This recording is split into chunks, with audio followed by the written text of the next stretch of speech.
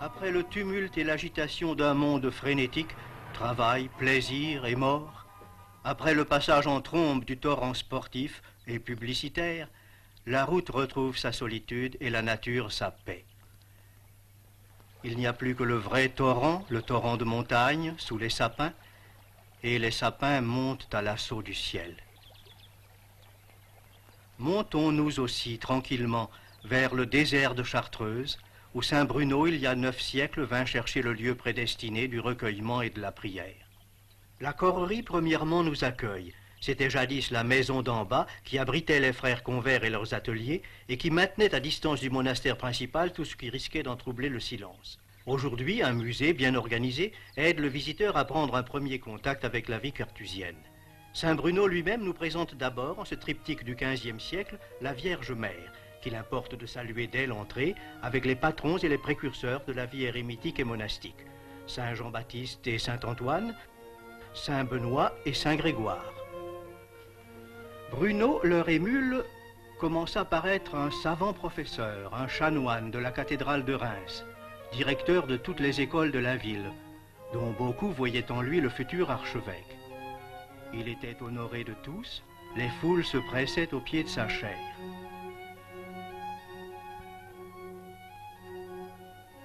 Mais touché d'un irrésistible appel, il décide, à plus de 50 ans, d'embrasser un tout autre genre de vie. Il distribue tous ses biens aux pauvres, suivant le conseil évangélique. Et puis, libéré de toute attache terrestre, il partira avec 6 compagnons, demander à l'évêque de Grenoble de lui trouver dans les montagnes un coin perdu où, loin du monde, il soit libre de se consacrer uniquement à chercher Dieu. L'évêque, Hugues, un saint lui-même, le conduit au Val de Chartreuse, presque inaccessible en ce temps-là. On était en l'année 1084, au milieu de forêts épaisses et de rochers, au pied du mont que l'on appelle le Grand Son. Bruno et ses compagnons y bâtirent une chapelle rustique, quelques cabanes de bois, et le petit groupe d'ermites crut avoir trouvé le lieu où ils se fixeraient pour toujours. Hélas, au bout de 6 ans à peine, voici qu'un messager, envoyé par le pape Urbain II, qui avait été l'élève de Bruno, vient le réclamer pour le service du Saint-Siège. L'ermite ne s'y refuse pas car il est obéissant avant tout. Mais l'attrait de la vie solitaire ne cesse de le travailler. Le pape enfin lui permet de fonder un nouveau monastère, une seconde Chartreuse, au sud de l'Italie, en Calabre, où il retrouve un cadre de montagnes et de forêts qui lui rappelle quelque peu celle du Dauphiné. C'est là qu'il mourra bientôt, le 6 octobre 1101, âgé d'environ 70 ans, pleuré de tous les siens, dont il était à la fois le père, l'ami, le compagnon, le guide. Sa renommée s'était déjà répandue dans l'Église.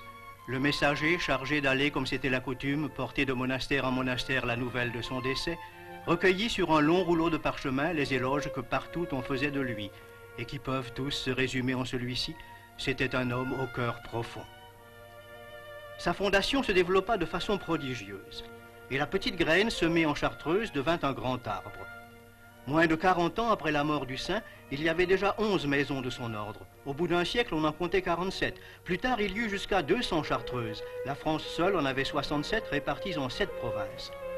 L'Église puisa largement dans ses réserves de science et de sainteté pour constituer ses cadres hiérarchiques. Rien que dans les 2 premiers siècles, 40 Chartreux furent élevés à la dignité épiscopale. Mais surtout, l'on peut croire, avec l'auteur de ce candide tableau, qu'ils allèrent en bien plus grand nombre faire l'ornement de la cour céleste.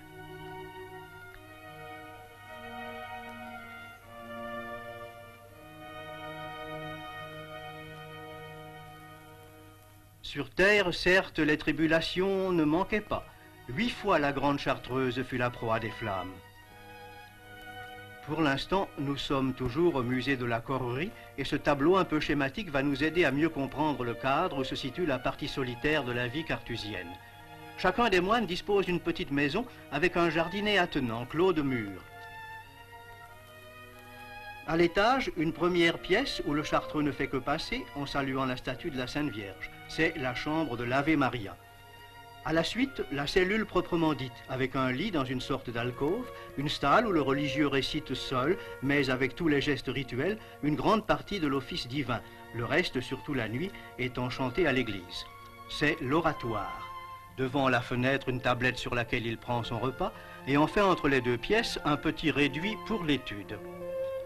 Au rez-de-chaussée, outre un promenoir d'une dizaine de mètres de long, il y a un bûcher pour la provision de bois de chauffage et un atelier muni d'un tour et d'un établi de menuisier. Bruno croyait avoir rompu avec le monde, mais le monde, celui, nous dit saint Jean, qui est au pouvoir du mauvais, le monde n'avait pas rompu avec lui, et à diverses époques il le fit bien voir à ses fils. En Angleterre, sous Henri VIII, 18 chartreux furent affreusement martyrisés, 9 furent condamnés à mourir de faim, les 9 autres furent pendus puis dépecés, vivants encore, comme le montrent ces vieilles images. Le gibet se dressait à Tyburn, aujourd'hui l'un des carrefours les plus animés de Londres, à l'angle de Hyde Park. La croix se dresse toujours sur le monde, exigeante mais rassurante aussi, car selon la devise de la Chartreuse, elle reste debout tandis que le globe roule. Les modernes panneaux remplacent assez mal d'ailleurs les barrières naturelles d'autrefois. Comment poursuivre notre route si les chemins sont interdits?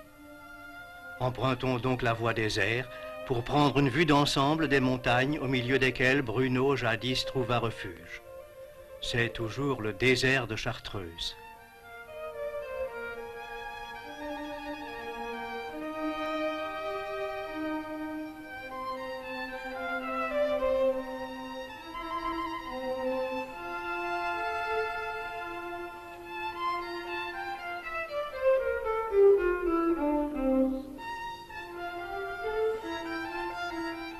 Voici la grande Chartreuse. Bruno avait voulu pour lui-même et pour les siens une vie de solitude tempérée et équilibrée par une part de vie communautaire. Les constructions elles-mêmes répondent à ce dessein. Le Chartreux passe une grande partie de sa journée dans la petite maison qui est sa cellule et où personne en dehors de lui n'a le droit de pénétrer. Mais au milieu de la nuit, il se lève et va se joindre à ses frères dans l'église qui est le centre et le cœur du monastère. Là, pendant que le monde dort ou s'amuse, il chante les louanges de Dieu. Le grand cloître est comme le symbole de la communauté fraternelle. Il relie en effet entre eux les ermitages et il enserre aussi entre ses deux bras transversaux le cimetière où dorment ceux qui ont achevé leur épreuve temporelle, modèles et protecteurs de leurs frères qui sont les héritiers de leur esprit. Esprit de pénitence et de renoncement, esprit de prière et de contemplation. L'Église a toujours reconnu dans le mode de vie de ces silencieux, de ces séparés, en général si mal compris du monde, la portion la plus précieuse de son patrimoine. C'est le poids qui fait équilibre au désordre des humains entraînés dans le tourbillon de leurs ambitions et de leurs fièvres. C'est la protestation contre la distraction du monde qui se détourne de l'essentiel et se meurt de ne plus savoir regarder Dieu. Voici l'entrée de ce domaine réservé. Mais pour nous, la porte s'ouvre. Nous entrons dans le royaume du silence. Je me tais.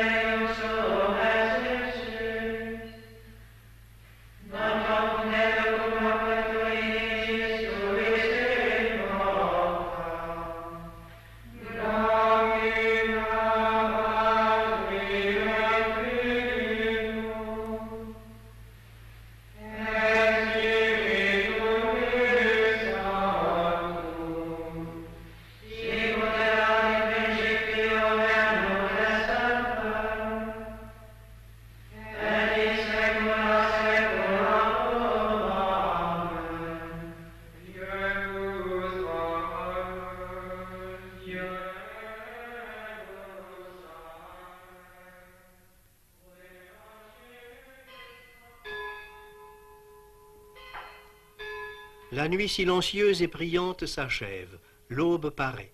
La chartreuse s'éveille pour la deuxième fois. Après la messe communautaire, chacun rentrera dans sa solitude. Les frères convers s'occupent des travaux du monastère. Tandis que l'un rapporte dans sa brouette la récolte de prunes, un autre, tout souriant et paisible, cueille des herbes. Et l'on sait assez à quoi servent les herbes aromatiques à la chartreuse. Il y en a 130 variétés qui entrent dans la composition de la célèbre liqueur dont il faut bien parler. Visitons donc la distillerie qui autrefois à Fourvoirie est installée maintenant à Voiron, à 25 km du monastère. 3 frères y vivent, avec un père qui est leur aumônier et leur directeur spirituel. Ils détiennent le fameux secret de la chartreuse. Qui inventa cette formule? Nul ne le sait. C'est le maréchal d'Etrées, compagnon d'Henri IV, qui en fit don en 1605 aux Chartreux de Paris.